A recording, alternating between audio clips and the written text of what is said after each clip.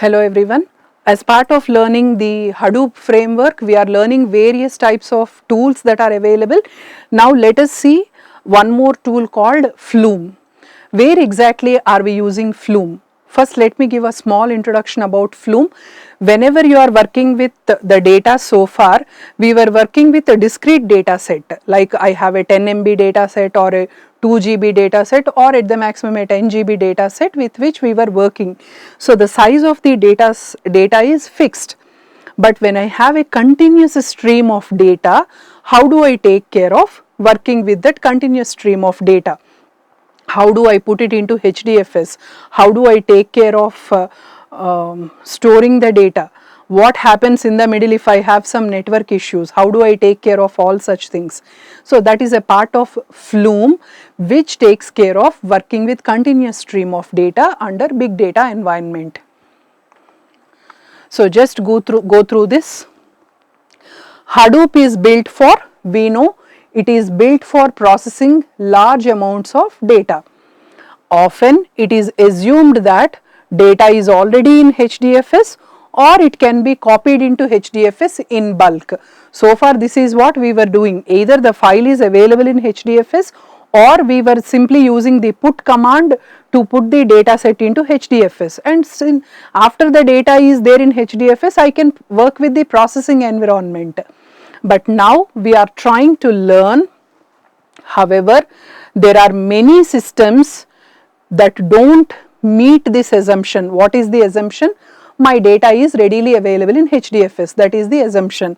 So most of the systems are still not meeting this assumption.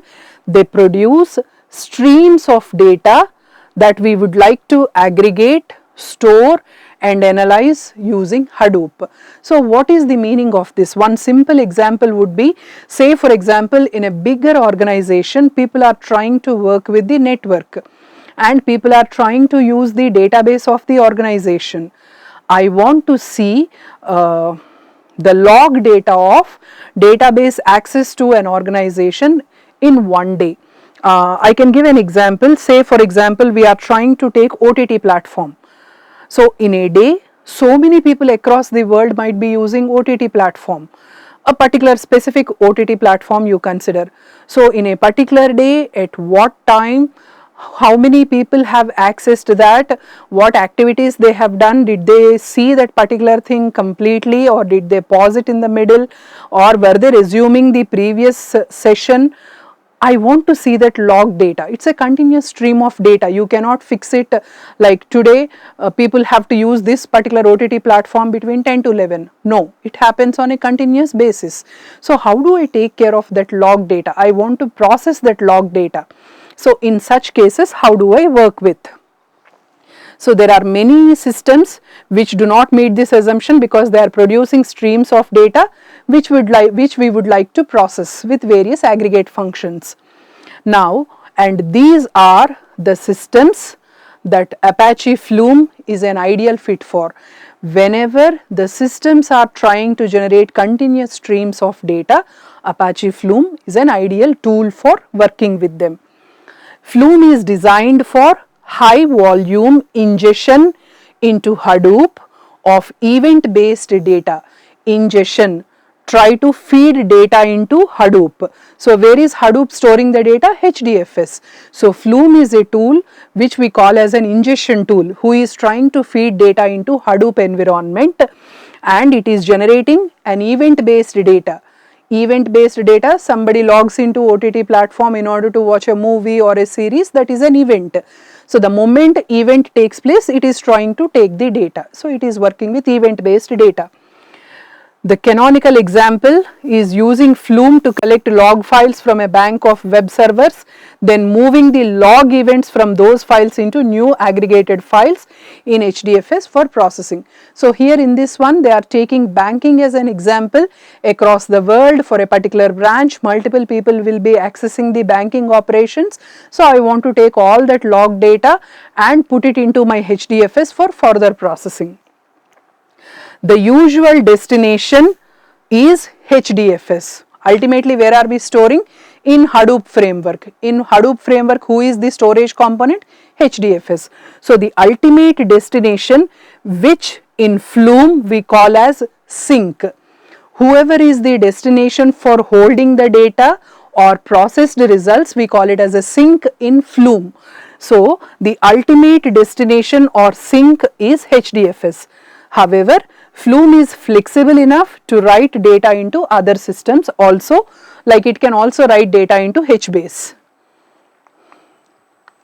Then, in order to work with Flume, first we need to run a Flume agent. This Flume agent, which is a long-lived Java process and which has some sources and sinks. Source, who is going to generate the data, sink, who is going to hold the data, and the source and sink are connected via the means of a channel. So try to see the terminology. Agent, which is a long running Java process which will be working with sources and sinks. We know sink is the destination of the data, source is definitely the generator of the data, and the source and sink are connected via the means of a channel, right? In examination generally they talk about explain the terminology in Flume. So you need to explain all these terms. So a source in Flume produces events and delivers them to the channel. Please mind, source is generating the events, and we have read in the previous slide, Flume is an event based data processing component. So source is generating the events and the events are given to the channel, and the channel stores the events until they are forwarded to the sink. Because channel is like a network connection, just visualize, channel is like a network connection who is connecting source and sink. Until the event data reaches the sink, the channel will hold them, right? And the source channel sink combination is like basic Flume building block. So what are the basic Flume building blocks? Source is there who is generating the events, channel will hold the events until sink is receiving them. How do I install Flume? These are the steps to be followed in order to install Flume. And let us work with an example. To show how Flume works, let us start with a setup which watches a local directory for new text files and sends each line of each file to the console as files are added. What is the first thing we are trying to do? I am trying to add some text files into local drive. So what is Flume trying to do? It is first watching a local directory for new text files to be added. Once new text files are added, what is the amount of data it is transferring? From one file, it is trying to take one complete line and then put it onto the channel. So for the channel, what is the event? One text line, right? In this example, the Flume agent runs a single source channel sink configured using a set of Java properties, and the configuration controls the type of source, the sink we are using, and how they are connected. If you see, these are the properties we need to set. Just go through these properties once.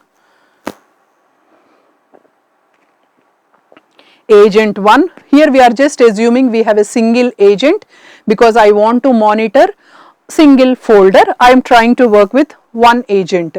Suppose you want to monitor the same folder with multiple agents. You can define agent 1 is monitoring some 5 files, agent 2 is monitoring so and so, you can specify. So for my example to be simple, I am working with single source, single sink and single agent. And how many channels are there? I am working with a single channel. So what is the type it is doing? It is trying to work with a spool directory. What is the path of the spool directory? I have specified. What is the sink doing? It is trying to take the log of text files records that are added. What is the channel type? It is trying to send the file records. So whenever you are working with Flume, it is not a big set of coding lines, only most of the time it will be setting the configuration parameters. And the property names form a hierarchy with agent name at the top level. Agent, then who is the source, who is the sink, what is the channel, likewise.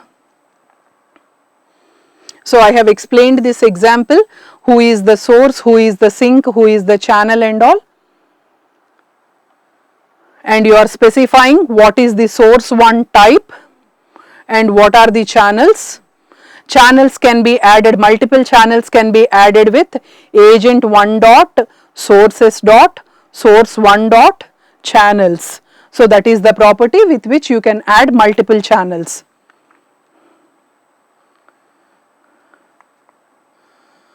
So this is how they look like. I have a folder into which I keep on storing some files.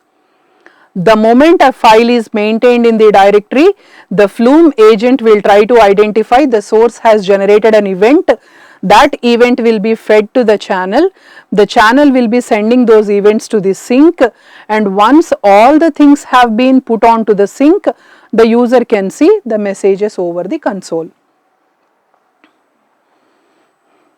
And before running the example, you have to set, these are the local file system spooling directory parameters, so just set them.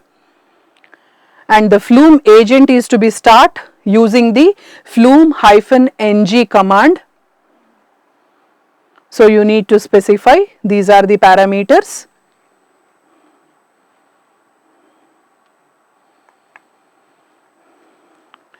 And we are trying to specify the Flume properties file from the specified -- configuration file flag. Now agent must pass what are the, it also pass the name, since a Flume properties file can define several agents, we have to say which one to run. See, whenever we are working with configuration file, as of now I am just saying -- conf file name. If you see the previous one, we are trying to specify who is the configuration. So I am specifying the configuration file here. Suppose I am defining multiple agents, I need to specify all the configuration files in order to work with them. So you need to specify with -- name. When I have multiple agents defined with configurations, you need to specify which agent I have to use. And the -- configuration flag tells the Flume where it has to find the general configuration information.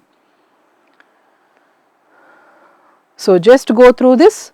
After specifying the configuration in a new terminal, file switch or flag, and if you have multiple agents, you need to specify from which configuration file it has to take. After the configuration settings have been specified, in another terminal, please create a file in the spooling directory, and the spooling directory expects file to be immutable. Once I open the file and put the file into the directory, it should not be changed. Once I put the file, in order to prevent partially written files to be read, generally we do not allow dirty reads in databases also. So whatever we are trying to work with a file which is currently being written, not yet completed, that partially written files should not be allowed for reading. So what it will do is, the spooling directory, until I click on save and close the file will be kept in a hidden folder. Once the file is complete and the user wanted to post the file into the directory, then from the hidden folder the file will be brought into the spooling directory folder. So just go through these two steps.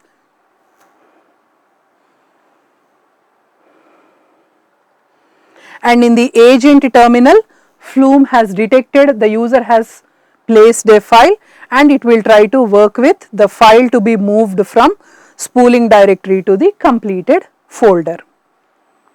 And after completing, it will try to generate a header information for every line it is processing. These are the line identifiers. These many events, you can consider these many events have been generated.